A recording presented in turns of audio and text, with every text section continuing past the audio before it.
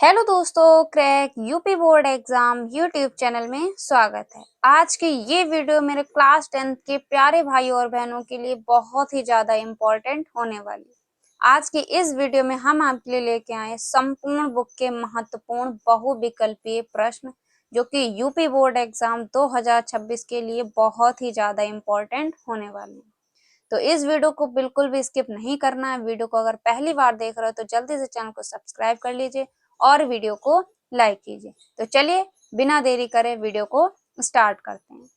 सबसे पहला आपका एमसीक्यू क्वेश्चन है, आवारा मसीहा कृति के रचनाकार हैं। आवारा मसीहा जो कृति है उसके रचनाकार कौन है? ऑप्शन है आपके विष्णु प्रभाकर, अज्ञे जी, यशपाल या जैनेन्द्र। तो इसका करेक्ट आंसर हो जाएगा आवारा मसीहा कृति के रचनाकार विष्णु प्रभाकर है। ठीक है, कौन है? विष्णु प्रभाकर जी। याद रखिएगा, आवारा मसीहा कृति के रचनाकार विष्णु प्रभाकर जी।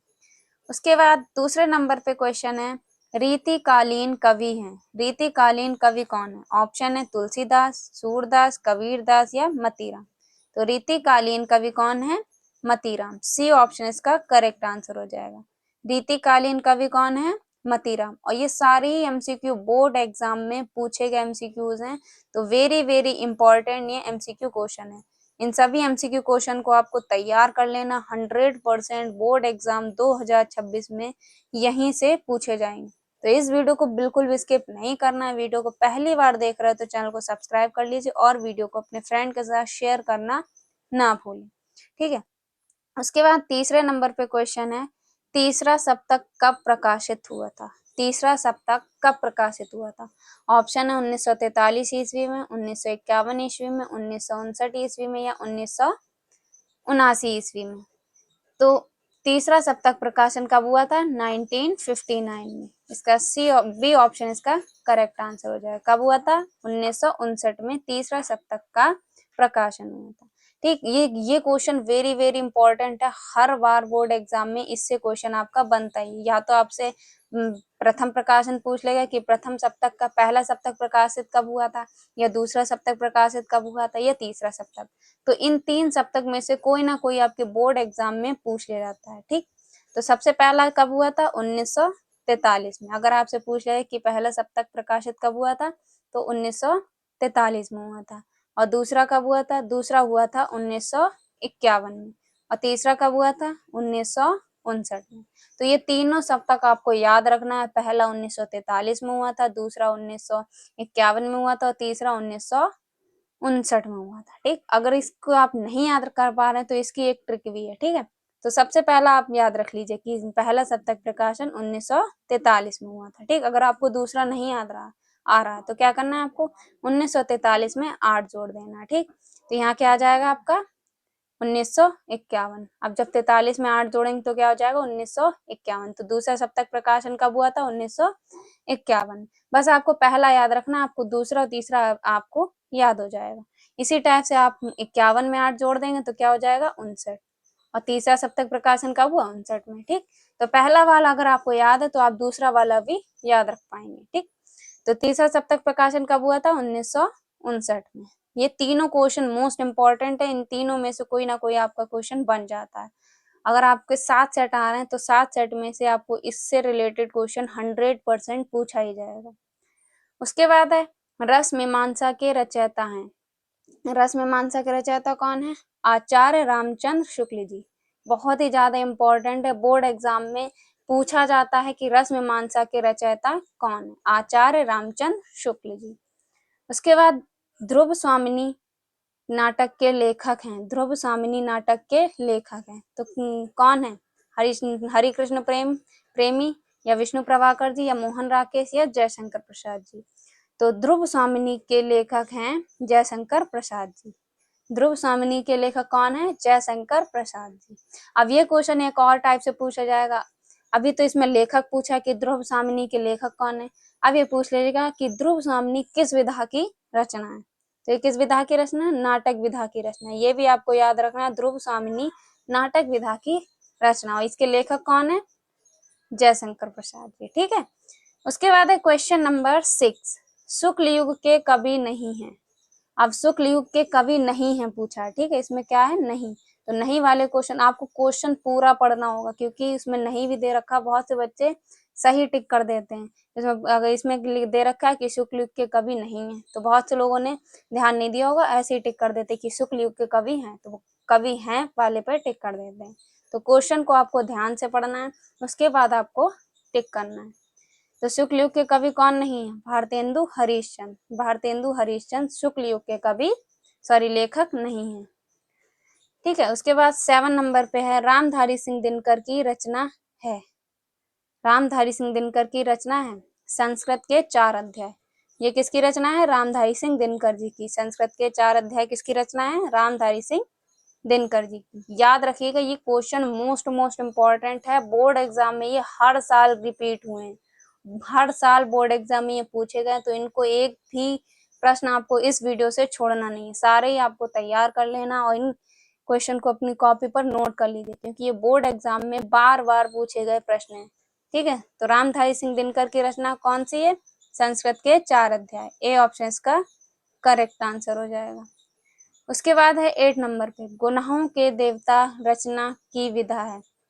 गुनाहों के देवता रचना की विधा है। ऑप्शन है कहानी, नाटक या एकांकी या उपन्यास। तो गुनाहों के देवता उपन्यास विधा की रचना है। किसकी है? उपन्यास विधा की रचना है। ठीक है, अब आपसे पूछे जाए कि गुनाहों के देवता के रचयिता कौन है, तो कौन है? धर्मवीर भारती। ठीक है, याद रखिएगा, अगर इनके रचयिता पूछे जाए तो धर्मवीर भारती। और ये किस विधा की रचना है? उपन्यास विधा की रचना है। तो दो टाइप से क्वेश्चन बन सकता है, या तो आपसे इसके रचयिता पूछ ले जाए तो, या तो आपसे विधा पूछ ली जाएगी। ठीक, तो इनके रचना कौन सी, किस विधा की रचना है? ये उपन्यास विधा की रचना। और इनके रचयिता कौन है? धर्मवीर भारती। उसके बाद नीड़ का निर्माण फिर किस विधा की रचना है? नीड़ का निर्माण फिर किस विधा की रचना है? ये बहुत ही ज्यादा इंपॉर्टेंट क्वेश्चन है, बोर्ड एग्जाम में ये बनता ही बनता है। ठीक है, किस विधा की रचना है? आत्मकथा की। ठीक है, किस विधा की है? आत्मकथा। और इसके रचयिता कौन है? हरिवंश राय बच्चन। ठीक है, कौन है इसके रचयिता? हरिवंश राय बच्चन। याद रखिएगा, ये किस विधा की रचना है? आत्मकथा विधा की रचना। और इसके रचयिता कौन है? हरिवंश राय बच्चन जी। उसके बाद क्वेश्चन नंबर 10, यामा के रचयिता का नाम लिखिए। यामा के रचयिता का नाम लिखिए। तो कौन होंगे यामा के रचयिता? महादेवी वर्मा। ठीक है, कौन है? महादेवी वर्मा। महादेवी वर्मा यामा की रचयिता है। उसके बाद दूसरा सप्तक का प्रकाशन वर्ष। देखिए, पूछ लिया गया दूसरा सप्तक का प्रकाशन वर्ष। तो आपको पहला पता है, पहला क्या है? 1943। तो इसमें 8 जोड़ दिया, कितने हो गए हमारे? 1951। तो अगर आपको नहीं याद है तो 1943 में 8 ऐड कर दीजिए, आपको आंसर मिल जाएगा। अगर आपको याद है तो टिक कर दीजिए। तो दूसरा सप्तक का प्रकाशन कब हुआ? 1961 में। बी ऑप्शन इसका करेक्ट आंसर हो जाएगा। उसके बाद है प्रिय प्रवास किसकी रचना है? प्रिय प्रवास किसकी रचना है? जयशंकर प्रसाद जी की, श्रीधर पाठक की, या सियाराम शरण गुप्त की, या अयोध्या सिंह उपाध्याय हरिऔध जी की। तो प्रिय प्रवास रचना अयोध्या सिंह उपाध्याय हरिऔध जी की है। किसकी है? अयोध्या सिंह उपाध्याय हरिऔध जी की। उसके बाद तार सप्तक के संपादक कौन है? अब जो तार सप्तक है, इनके संपादक कौन है? तो अज्ञे जी। कौन है? अज्ञे जी। तो तार सप्तक का संपादक भी आपसे पूछ लिया जाता है, ये भी इंपॉर्टेंट क्वेश्चन। तो 4 क्वेश्चन आपके तार सप्तक से बनते हैं। पहला पूछ लिया जाए कि पहला प्रकाशन वर्ष क्या है, दूसरा प्रकाशन वर्ष क्या है, तीसरा प्रकाशन वर्ष क्या है, या तो आपसे पूछ लिया है कि इनके संपादक कौन है। तो कौन है? अज्ञे जी। ठीक है, उसके बाद है क्वेश्चन नंबर 14, नासिकेतु उपाख्यान के लेखक कौन है? नासिकेतु उपाख्यान के लेखक। ऑप्शन है लल्लू लाल, सदा सुखलाल, या इंसा अल्लाह खान, या सदल मिश्र। नासिकेतु उपाख्यान के लेखक सदल मिश्र हैं। ठीक है, वी ऑप्शन इसका करेक्ट आंसर हो जाएगा। नासिकेतु उपाख्यान के लेखक कौन है? सदल मिश्र। उसके बाद है क्वेश्चन नंबर 15, त्याग पत्र किस विधा की रचना है? त्याग पत्र किस विधा की रचना है? ऑप्शन है जीवनी, नाटक, निबंध, या उपन्यास। तो त्याग पत्र आपकी उपन्यास विधा की रचना है। त्यागपत्र किस विधा की रचना है? उपन्यास विधा की रचना। और इसके लेखक कौन है?